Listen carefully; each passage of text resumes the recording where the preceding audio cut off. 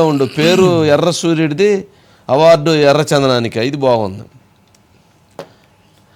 Arrest చేసినటువంటి చేతులతోటే ఇప్పుడు award ఇచ్చేటువంటి పరిస్థితి ఏర్పడింది అనేది ఒక కామెంట్ నడుస్తూ ఉంది. వాటితో పాటు ఎర్ర సూర్యుడు, గద్దర్న ఎర్ర సూర్యుడు, మరి ఎర్ర సూర్యుడు అవినీతికి వ్యతిరేకంగా పోరాడినటువంటి ఎర్ర సూర్యుడు అవార్డుని ఎర్రచందనం స్మగ్లింగ్ తోటి, అవినీతితోటి డబ్బులు సంపాదించినటువంటి క్యారెక్టర్ చేసినటువంటి నటుడికి ఈ అవార్డు ఇవ్వటం ఏంటనేటువంటిది ఇంకొక ప్రశ్న ఉత్పన్నం అవుతుంది. అల్లు అర్జున్ మీదకి ఇది ఒక రకంగా ఇది ఒక విభిన్నమైనటువంటి చర్చ.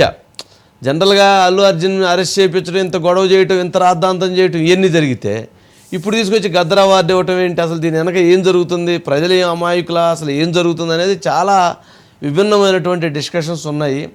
సరే, ఏదైనా గద్దర్ అవార్డ్స్ వ్యవహారంలో అల్లు అర్జున్కి ఇచ్చారు. సరే, అల్లు అర్జున్ అవార్డు తీసుకోవడానికి వస్తాడా రాడా అనేటువంటి ఒక అంశం. అల్లు అర్జున్ ఢిల్లీలోనో ముంబైలోనో రేవంత్ రెడ్డి గారిని కలవటానికి అంగీకరించలేదు, ఏదో మిస్ అయ్యాడు, అందుకని ఆయన కోపం పెట్టుకుని ఇదంతా చేశాడు అంటున్నారు. మరి ఏడు చూస్తేనేమన్నా మరి ఈ అవార్డు, మరి వ్యవహారం ఇదంతా మరి ఎట్టించి ఎటు తీసుకెళ్తుందో ఏమో, ఈ రాజకీయాలు ఏమో అర్థం కావట్లేదు. అసలు అంతా అవార్డుల ఫంక్షన్లో మరి సీఎం గారు ఏమైనా ఇస్తారు చేతుల మీద? మరి సీఎం గారి చేతుల మీద ఇస్తారు కదా, మరి ఆయన వచ్చి తీసుకోవాలి కదా. ఏదైనా దాన్ని మళ్ళీ వేరే రకంగా కవర్ చేసుకోవచ్చు. సరే, ఏదైనా కానీ పాపం గద్దర్ గారి ఆత్మ ఎక్కడ ఏ రకంగా ఆయన ఏ రకంగా ఆలోచిస్తున్నాడో మనకైతే తెలియదు కానీ అంతే కదా పాపం. ఆయన ఉంటే ఈ సినిమా మీద నెగిటివ్ కామెంట్ చేస్తుండేవాడు.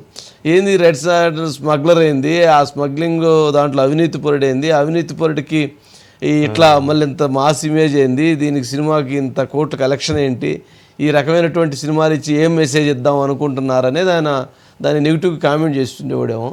బట్ ఏదైనా కానీ ఈ అవార్డు అటు తిరిగి ఇటు వచ్చింది. రేపు క్లియర్గా మాట్లాడదాం సార్. రైట్ అయితే రైట్. థ్యాంక్ యూ వంశీ గారు. Thank you.